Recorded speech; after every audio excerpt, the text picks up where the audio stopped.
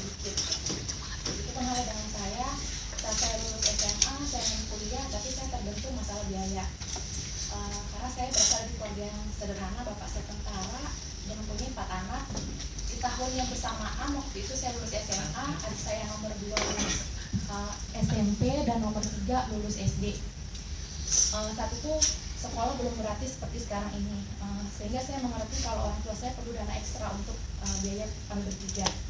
Dari situ saya mulai mencari alternatif bagaimana saya bisa kuliah tanpa membebani. Jadi saya mulai mencari beasiswa dan alhamdulillah saya dapat, cuman saya mendapat di universitas di luar Pulau Jawa. Waktu itu saya dapat di Universitas Udayana Bali. Awalnya saya berat untuk kuliah jauh dari orang tua, jauh dari Jakarta. Tapi pilihannya cuma 2, saya bisa kuliah tahun itu atau saya undur tahun depan. Akhirnya saya kuliah di Bali, dan di sana pun saya mulai mencari tambahan karena transfer dari orang tua saya rasa sangat pas-pasan. Hal-hal seperti itu yang membuat saya harus tinggal mandiri walaupun saya punya saudara. Terus untuk biaya juga saya harus mengusahakan sendiri, ada perasaan tidak nyaman, dan itu membuat saya ingin menyelesaikan kuliah secepat mungkin. Dan bersyukur saya bisa menyelesaikan kuliah kurang dari 4 tahun. Setelah saya lulus S1, saya kembali mendapat tawaran beasiswa untuk S2. Tapi dengan syarat setelah lulus S2 saya harus mengajar di universitas di Indonesia bagian timur. Selama beberapa tahun waktu itu kontraknya. Awalnya saya mau menerima tawaran itu karena saya berpikir itu kesempatan bagus untuk saya bisa lanjut kuliah tanpa saya keluar biaya. Tapi setelah saya minta izin, ternyata orang tua saya ingin saya pulang. Kemudian saya pulang, saya masih punya harapan kalau saya pulang saya bisa kerja dan saya masih bisa lanjutin kuliah. Setelah saya pulang ke Jakarta, saya kembali kecewa karena saat saya sudah mulai bekerja saya mengumpulkan uang, orang tua saya kembali meminta saya menunda karena menurut mereka lebih baik perempuan nikah dulu, kalau terlalu tinggi pendidikannya takutkan susah dapat jodoh. Tapi di luar dugaan saya, akhir tahun 2015 saat saya dan calon memutuskan menikah, dia tanya sama saya, kamu kepengen apa? Saya bilang saya kepengen kuliah. Alhamdulillah dia pemikirannya terbuka, dia mensupport saya. Tapi dalam hati saya punya ketakutan saya kalau suami saya nanti kalau sudah menikah berubah pikiran. Jadi sebelum saya menikah, saya langsung urus pendaftaran dan pembayaran. Dan saya mulai kuliah itu 5 hari setelah saya menikah. Dari jalan hidup saya mengerti kalau nggak semua yang kita ceritakan itu bisa mulus jalannya. Tapi hikmah yang bisa saya ambil, selama kita punya niat yang baik, doa yang kuat dan usaha ekstra, Tuhan pasti akan bantu untuk wujudin itu semua. Untuk saya perempuan penting untuk mengembangkan diri, dan itulah yang saya lakukan sekarang. Karena entah akan jadi ibu rumah tangga atau wanita karir, wanita itu perlu berpendidikan tinggi. Karena pada kodratnya kita adalah calon ibu-ibu yang cerdas akan melahirkan anak-anak yang cerdas. Dan yang bisa saya sampaikan semoga bermanfaat. Terima kasih. Assalamualaikum warahmatullahi wabarakatuh.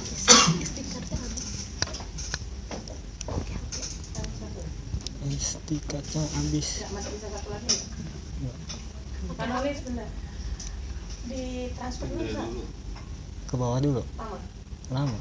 Kalian sholat asar kali itu? Istirahat asar. Oh iya. Boleh.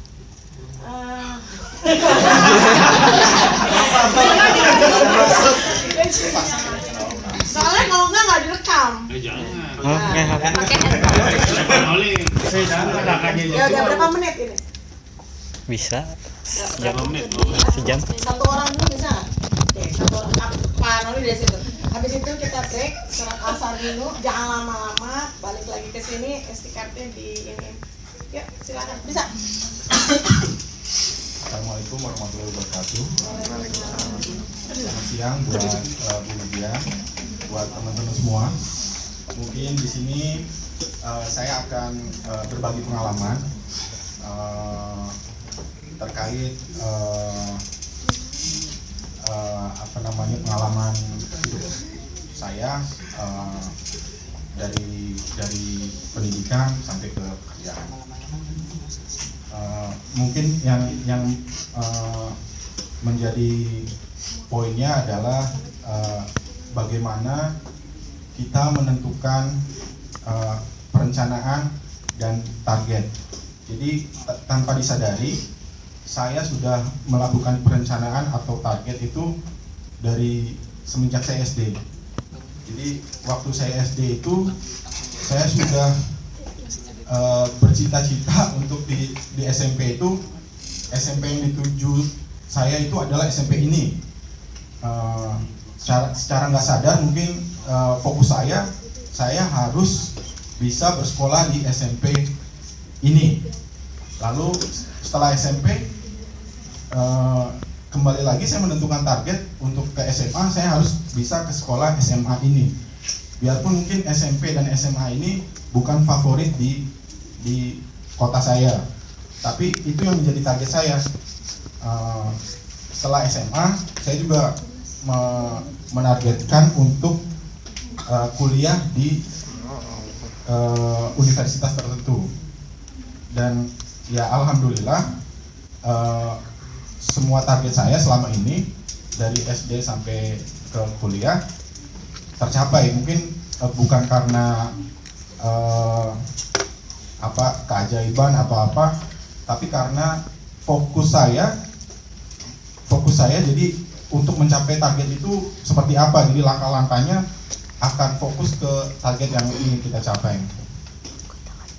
Lalu setelah selesai kuliah, kembali lagi saya juga ditargetkan untuk, karena background orang tua saya mungkin menengah ke bawah, jadi hanya mampu menyekolahkan saya sampai ke S1 saja. Lalu orang tua saya juga menargetkan saya untuk setelah kuliah kamu harus sudah bisa bekerja, karena orang tua sudah tidak bisa membiayai lagi. Dengan target itu ya saya juga harus bisa. Jadi sebelum kuliah saya selesai, saya sudah apply ke berbagai perusahaan. Mungkin kalau di syarat-syarat itu harus lulus S1, harus ada ijazah gitu. Waktu itu saya apply tidak menggunakan ijazah. Jadi saya apply hanya keterangan bahwa saya sudah lulus sidang ujian. Jadi hanya keterangan itu yang saya punya, dengan harapan kalau misalnya ada perusahaan yang mau untuk interview akan memanggil saya. Dan kebetulan memang ada beberapa perusahaan yang memanggil saya untuk interview. Pak Noli, dari SD, SMP, SMA udah tahu itu yang ngajarin siapa? Maksudnya kenapa kok dari SD udah? Biasanya kan anak SD buru-buru kali mikir di SMP mau apa, itu yang orang tua atau lingkungan atau? Jadi kalau saya tahunya mungkin bahwa itu target saya itu setelah saya kuliah. Tapi saya merasanya bahwa dari SD itu saya udah cita-cita saya SMP-nya harus di SMP ini. Biarpun SMP ada yang itu ngajarin atau tiba-tiba dia pengen gitu? Nggak ada yang ngajarin, Bu. Tapi karena ya mungkin di sini mungkin tuntutan karena sekolah ini dekat dengan kita, dengan rumah kita. Jadi fokusnya akan ke sana terus gitu. Oke, dari rangkuman itu semua yang Pak Noli rasakan personalitinya apa nih? Dan maksudnya kan dari SD berarti walaupun dulu nggak ngerti ya, ternyata udah punya apa yang paling kerasa gitu sekarang? Kalau menurut saya penentuan target itu sangat penting. Jadi secara tidak sadar, bawah sadar kita akan bagaimana caranya untuk mencapai target itu. Biarpun kalau selama ini mungkin saya berhasil untuk mencapai target tersebut ya. Tapi prosesnya itu yang saya rasakan ya. Ya mungkin itu saja dari saya. Terima kasih banyak. Assalamualaikum warahmatullahi wabarakatuh. Oke, kita break dulu.